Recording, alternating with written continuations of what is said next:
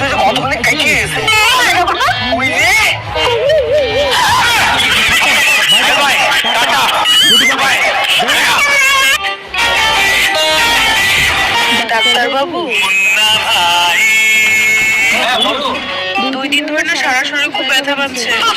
আচ্ছা